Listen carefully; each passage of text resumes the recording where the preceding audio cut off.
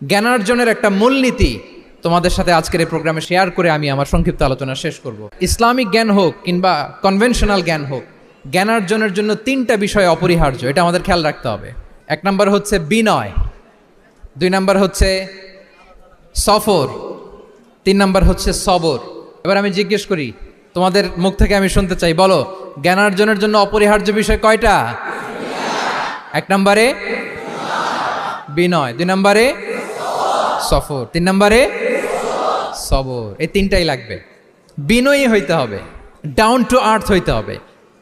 বিনয়ী না হলে, মুতাওয়াদে না হলে আল্লাহ তাআলা এলেমের নূর দিয়ে ওই ব্যক্তিকে ধন্য করেন না। বিনয়ী হইতে হবে।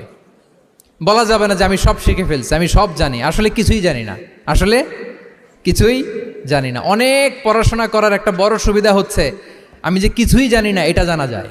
যারা অনেক পড়াশোনা করে, গভীর জ্ঞান অর্জন করে, অনেক পড়াশোনা করার একটা বড় ফায়দা হচ্ছে যে এটা জানা যায় সব শেষে যে আমি কিছুই জানি না। আবুন নওয়াস একটা চমৎকার কবিতা লিখেছেন। উনি বলেছেন, ফাকুল্লিমা ইয়াদদাঈ ফিল ইলমি ফালসাফাতান হাফিজতা শাইআন ওয়া গাবাত আনকা আশিয়াউ। যে বলে যে আমি সব জানি, তুমি তার বৃদ্ধাঙ্গুলি দেখিয়ে বলা তুমি কিছুই জানো না, তুমি অল্প কিছু জেনেছো। মহাবিশ্বের অনেক রহস্য তোমার কাছে এখন অধরা, এখনো অধরা, অজানা। ওয়া ফাওকা কুল্লি যী ইলমিন আলিম। জ্ঞানীর উপরও জ্ঞানী আছে, জাননেওয়ালার উপরও জাননেওয়ালা আছে। তাহলে বিনয় যেন আমাদের পোশাক হয়, আমরা যেন বিনয়ী হই। আমরা যার কাছ থেকে নলেজ নিব, ইলম নিব, তার কাছে বিনয়ী হইতে হবে। যেই পাত্রে পানি ঢালবো এটা থাকবে নিচে, আর যেই গ্লাস থেকে ঢালা হবে ওইটা থাকে উপরে। মুসা আলাইহিস সালাম একবার বনি ইসরাইলের মাঝে আলোচনা করছিলেন। হঠাৎ এক লোক বলে যে, ইয়া নবী আল্লাহ, মান আ'লামু ফিল আরদ, বর্তমান পৃথিবীতে সবচেয়ে বড় জ্ঞানী কে? তো মুসা আলাইহিস সালাম বলে ফেললেন, আনা, আমি সবচেয়ে বড় জ্ঞানী। এটা ভুল বলেন নাই, কারণ যাকে আল্লাহ তাআলা ওহির জ্ঞানে ধন্য করেন তিনিই তো সবচেয়ে বড় জ্ঞানী। তো আল্লাহ তাআলা এই রেসপন্সটা, এই আনসারটা পছন্দ করেন না। আল্লাহ তাআলা চাচ্ছিলেন মুসা আলাইহিস সালাম যদি বলতো যে আল্লাহই ভালো জানে বা আল্লাহু আ'লাম, আল্লাহই সবচেয়ে জ্ঞানী, এটা আল্লাহ পছন্দ করতেন। তো উনি যখন বলে ফেলছেন আমি, আল্লাহ বলে, না মুসা, তুমি যে বলে ফেললে আমি সবচেয়ে বড় জ্ঞানী, তুমি তো সবচেয়ে বড় জ্ঞানী নও, তোমার চেয়ে বড় জ্ঞানী আছে। শুনে তো মুসা আলাইহিস সালাম অবাক, কি আমার চেয়ে বড় জ্ঞানী কোথায়? আল্লাহ বললেন, ইযহাব ইলা মাজমাইল বাহরাইন, দুই সাগরের মিলনস্থলে যাও, ওখানে আমার এক বান্দা আছে ইসমুহু খাদির। ওই খাদির, যারে আমরা বাংলায় খিজির বলি আর কি, এই খিজির তোমার চেয়েও জ্ঞানী। আল্লাহু আকবার। আপনারা সূরা কাহাফের তাফসীর পড়লে জানতে পারবেন। গেলেন, নৌকার মধ্যে বসা, হঠাৎ একটা চড়ুই পাখি এসে সাগরের পানি খাচ্ছে। অনেক, to make the long story short, বড় স্টোরিকে আমি ছোট করে বলছি। দুইজন নৌকায় বসা, একটা চড়ুই পাখি এসে সাগরের পানি খায়। তো খিজির আলাইহিস সালাম বললেন, মুসা, চড়ুই পাখিটা দেখতে পাচ্ছ? মুসা আলাইহিস সালাম বললেন, হ্যাঁ দেখতে পাচ্ছি। চড়ুই পাখি যে পানি খেলো এইমাত্র, এটা দেখেছো? হ্যাঁ দেখেছি। পানি খাওয়ার কারণে চড়ুই পাখির চঞ্চুতে, মানে ঠোঁটে যে একটু সাগরের ছিটে ফোটা পানি লেগেছে, দেখেছো? মুসা আলাইহিস সালাম বললেন, হ্যাঁ দেখেছি। তো খিজির আলাইহিস সালাম বললেন, এই যে সাগর থেকে, মহাসাগর থেকে পানি খাওয়ার কারণে চড়ুই পাখির ঠোঁটে সামান্য সাগরের ছিটে ফোটা পানি যতটুকু ঠোঁটে লেগে আছে, এটা হচ্ছে তোমার, আমার আর মহাবিশ্বে আমরা যারা আছি সবার জ্ঞান। আর এই পড়ে থাকা মহাসাগরের পানি হচ্ছে আল্লাহর জ্ঞান। চড়ুই পাখির ঠোঁটে লাগা পানি তোমার, আমার আর পৃথিবীর সবার, আমাদের যে জ্ঞান আল্লাহ দিয়েছেন এটা। আর মহাসাগরের পানিগুলো কার জ্ঞান? ওয়ামা উতীতুম মিনাল ইলমি ইল্লা কালিলা। আল্লাহ বলেন, একেবারে একেবারে ভেরি লিটল, যত সামান্য জ্ঞান দিয়ে আমি তোমাদেরকে দুনিয়ায় পাঠিয়েছি। এজন্য আমি সব জানি, এটা আজকে থেকে আমরা আর বলবো? আমার শিক্ষার্থী বন্ধুরা নয়েজ করো, বলো আমরা বলবো আল্লাহু আ'লাম। আল্লাহ ভালো জানেন।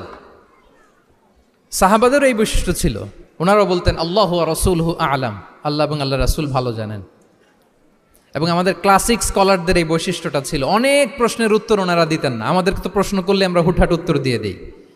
অন অ্যান অ্যাভারেজে 10টা প্রশ্ন করলে ইমাম মালিক এর মধ্যে অধিকাংশ প্রশ্নের উত্তরে বলতেন আনা লা আ'লাম, আমি জানি না। আমি জানি না, এটা যখন আমরা বলতে শিখি তখনই বেসিকলি আমরা নলেজেবল হয়ে উঠি, জ্ঞানী হয়ে উঠি। তাহলে জ্ঞানার্জনের জন্য অপরিহার্য কয়টা বিষয় বলেছিলাম? মনে আছে না? ঘটনা শুনতে শুনতে কয়টা মোট? এক নম্বরে বিনয়। আমরা বিনয়ী হব। আওয়াজ করে বলি, আমরা কি হব? আমরা বিনয়ী হব। এই যে আমরা কোরআন হেফজ করলাম, এরপরে তুমি যদি বুখারি হেফজ করো, মুসলিম হেফজ করো, এটা তোমার বাহ্যিক জ্ঞান অর্জন হয়েছে। জ্ঞানের দুইটা সাইড, একটা ইন্টারনাল নলেজ আর একটা হচ্ছে এক্সটার্নাল নলেজ। বাহ্যিক জ্ঞান এটা হয়েছে, আরেকটা আছে ইন্টারনাল নলেজ, এটাকে বলে অন্তর্নিহিত জ্ঞান। ইলমে লাদুন্নি ওয়া আল্লামনাহু মিন লাদুন্না ইলমা। এইটা শুধু কোরআন হেফজ করলেই হয় না, এটা কোরআন পড়ার পরে, হাদিস পড়ার পরে, এগুলোর উপর আমল করার পরে, বছরের পর বছর সাধনা করার পরে আল্লাহ তাআলা কোনো ব্যক্তিকে ইলমের নূর দেন। এটা এত সহজ না। আমরা এক্সটার্নাল নলেজ, বাহ্যিক জ্ঞান খুব সহজেই রিসিভ করতে পারি, কিন্তু ইন্টারনাল নলেজ, যেটা অন্তর্নিহিত জ্ঞান, যেটা তোমার দূরদৃষ্টি বাড়াবে, তোমার ফেরাসাত বাড়াবে, তোমার বিচক্ষণতা বাড়াবে, তোমার ফারসাইটেডনেসকে বাড়াবে, ওই অন্তর্নিহিত জ্ঞানের জন্য বছরের পর বছর সাধনা করতে হয়। সো আমরা যেন বিনয়ী হই, এটা হচ্ছে নাম্বার 1। 2 নাম্বার কি বলেছিলাম? সফর।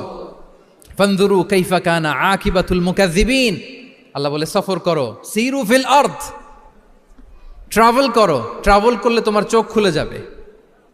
তুমি যদি পেট্রাতে যাও, জর্ডানের পেট্রায়, তোমার চোখ খুলে যাবে। তুমি যদি ফেরাউনের লাশ দেখে আসো, তুমি অবাক হয়ে যাবে। তুমি যদি জর্ডানের ডেড সি ঘুরে আসো, তুমি অবাক হয়ে যাবে। 1000টা বই পড়ে তুমি ওই জ্ঞান অর্জন করতে পারবে না, যেই জ্ঞান তুমি ট্রাভেলিং করে অর্জন করতে পারবে। তাহলে ভ্রমণ করতে হবে। আর 3 নম্বরে কি বলেছিলাম? সবর, মানে হার্ড ওয়ার্কিং হইতে হবে। পরিশ্রমের কোনো বিকল্প নাই। There is no alternative to be hard working. কোনো বিকল্প নেই, হার্ড ওয়ার্ক তোমাকে করতেই হবে, এটাই সবর। এই 3টা প্রশিক্ষণই আল্লাহ তাআলা মুসা আলাইহিস সালামকে দিয়েছিলেন। লম্বা ঘটনা, তিনি খিজির আলাইহিস সালামের সাথে সফরও করেছেন, ওনার কাছে যে বিনয়ী হয়েছেন, তারপরে বারবার উনি ধৈর্যহারা হয়ে যাচ্ছিলেন, আল্লাহ ধৈর্যেরও পরীক্ষা নিয়েছেন। তাহলে বিনয়, সফর এবং সবর, এই 3টা জিনিস জ্ঞানার্জনের জন্য অপরিহার্য। এই ফিচারগুলো দিয়ে, এই ক্যারেক্টারিস্টিক্সগুলো দিয়ে যেন আল্লাহ তাআলা আমাদেরকে ধন্য করে। আমরা সবাই পড়ি আমিন। আমরা আল্লাহর কোরআনকে যেভাবে হৃদয়ে ধারণ করতে পেরেছি, আমরা যেন কোরআনের তাদাব্বুরের মধ্য দিয়ে, কোরআনের রিফ্লেকশনগুলোর সাথে নিজেদের অ্যাটাচমেন্ট বাড়ানোর মধ্য দিয়ে আলোকিত মানুষ হতে পারি। আল্লাহ তাআলা আমাদেরকে তৌফিক দান করুক। আমি আবারও তানজিমুল উম্মাহ ফাউন্ডেশনকে অন্তরের অন্তঃস্থল থেকে শুভেচ্ছা জানিয়ে, এবং তোমাদের যে এই চমৎকার সাফল্য, এই সাফল্যর ধারাবাহিকতা কামনা করে, তোমাদের জন্য প্রাণ ঢালা অফুরান দোয়া এবং ভালোবাসা রেখে আমার সংক্ষিপ্ত আলোচনা এখানেই শেষ করছি। আল্লাহ তাআলা আমাদের সবাইকে কথাগুলো বোঝার ও আমল করার তৌফিক দান করুক। হাদা মা ইনদি ওয়াল ইলমু ইনদাল্লাহি আলাইহি তাওয়াক্কালতু ওয়া ইলাইহি উনীব। আসসালামু আলাইকুম ওয়া রাহমাতুল্লাহি ওয়া বারাকাতুহু।